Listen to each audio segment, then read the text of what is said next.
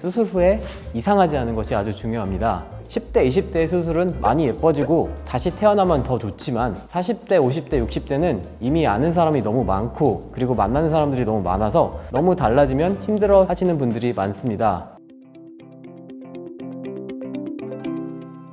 성형외과 전문 홍진명입니다. 나이 들수록 탄력이 떨어지니 눈꺼풀이 두툼해지고 눈 뜨는 힘도 약해지신다고요? 혹은 그런 부모님이 걱정이시라고요? 걱정 마세요. 상안검과 눈썹파 거상술이 도와드립니다. 먼저 상안검 수술을 추천하는 케이스 말씀드리겠습니다. 피부가 전체적으로 쌍꺼풀이 겹쌍꺼풀이 생기시는 분, 나이가 들면서 안검하수가 더 심해져서 동시에 교정이 필요하신 분, 특히 한쪽이 유독 더 심하신 분들이 많고요. 혹은 쌍꺼풀이 없거나 아니면 기존에 젊었을 때 라인은 괜찮았다고 자부하시는데 나이 들면서 덮여서 더 커지길 원하시는 경우도 있습니다.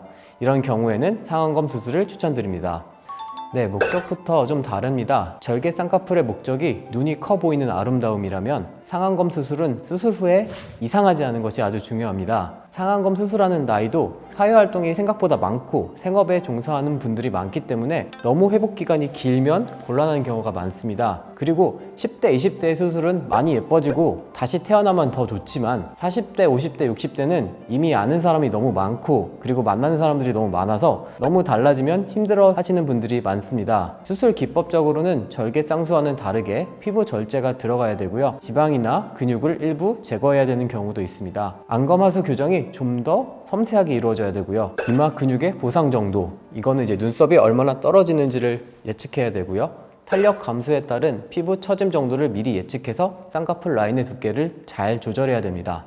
네, 이 눈꺼풀의 피부는 속눈썹에서 눈썹으로 올라갈수록 점점 두꺼워집니다. 상안검 수술을 통해 제거되는 피부는 주로 아래쪽에 얇은 피부이기 때문에 실제로 남는 피부는 눈썹 쪽에 두꺼운 피부가 남게 되는데요. 그래서 너무 많은 피부를 제거하게 되면 두꺼운 피부만 남게 돼서 인상이 사납거나 어색해질 수 있습니다. 그리고 쌍꺼풀 라인 디자인을 젊을 때처럼 눈꼬리로 갈수록 올라가게 원하시는 분들이 종종 있는데요. 다른 부분은 다 처졌는데 쌍꺼풀 라인만 올라가면 싸나워 보일 수도 있고요. 실제로 라인이 쭉 뻗게 올라가지도 않아서 부자연스러운 라인이 만들어지는 경우도 있습니다.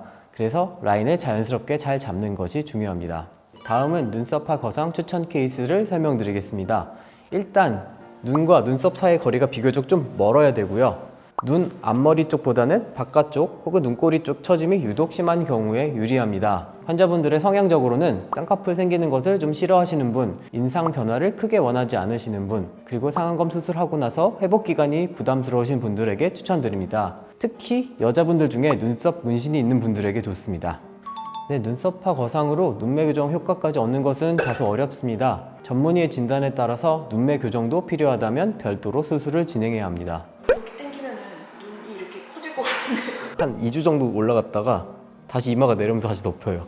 네, 수술 후에 6개월 정도가 지나면 흉터가 많이 보이진 않습니다. 근데 이제 눈썹파 거상술 하시는 분들 중에는 이제 피부가 굉장히 하얗고 그 다음에 눈썹에 숱은 좀 적고 피부가 좀 얇고 이런 분들은 좀 흉터가 보이실 수도 있고요. 근데 이제 피부도 좀 두껍고 잔주름도 있고 피부 처짐도 있고 눈썹 숱도 좀 있으신다면 이제 흉터가 잘 가려집니다. 네, 하지만 그래도 신경 쓰이신다면 눈썹 문신으로 커버하는 것이 많이 도움이 되는데요. 그래서 원래 눈썹 문신이 있는 분들에게 아주 좋습니다.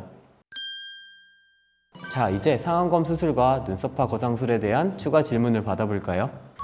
네, 상안검 수술과 눈썹파 거상이 동시에 필요한 경우 물론 있습니다. 피부 절제량이 제법 필요한데 상안검 수술은 얇은 쪽 피부만 제거할 수 있기 때문에 눈썹에서 가까운 좀 두꺼운 피부를 같이 절제할 수 있다는 점에서 도움이 됩니다. 네, 멍드는 정도에 따라 많이 다릅니다. 멍도 잘 안 드는 체질이고 많이 안 붓는 분들은 일주일 후부터도 선글라스나 뿔테 없이 일상생활 가능하신 분들이 제법 있습니다. 근데 만약 멍이 좀 든다면 큰 붓기와 멍은 일주일에서 열흘 정도까지는 좀 어쩔 수 없고요. 그래서 수술한 게 좀 티가 날 수 있습니다. 상안검 수술과 눈썹파 거상 모두 이제 큰 붓기는 일주일 후부터 많이 빠지기 시작하고요. 4주 후부터는 많이 자연스러워지는데 이 회복 기간 동안에도 좀 많이 어색하지 않게 디자인을 잘 하는 것이 중요합니다. 완전히 자리가 잡는 것은 개인차가 제법 있는데요. 그래도 한 3개월에서 6개월 정도까지는 지켜봐야 됩니다. 네, 물론 눈꺼풀 처진다고 수명이 깎이는 것도 아니고요. 많이 불편하지 않으시면 그냥 두셔도 됩니다. 하지만 나이가 먹을수록 회복 속도는 조금씩 느려지고요. 처진 정도가 더 심해져서 수술의 범위가 더 커지는 경우가 많습니다. 그리고 이제 눈꼬리 쪽에 눈물이 자꾸 맺히면서 이 부분이 좀 잘 짓무르시는 분들도 있고요. 이마 근육을 자꾸 쓰다 보면 이마 주름이 더 심해지는데 특히 이제 깊이 패인 주름은 잘 교정이 안 됩니다. 시간적으로든 경제적으로도 여유가 있다면 굳이 미룰 필요는 없다고 생각하는 편입니다. 오늘 저와 함께 상안검과 눈썹화 거상 함께 알아보셨는데요. 도움 되셨을까요? 더 궁금하신 사항 있으시면 밑에 댓글로 달아주시길 바랍니다. 감사합니다.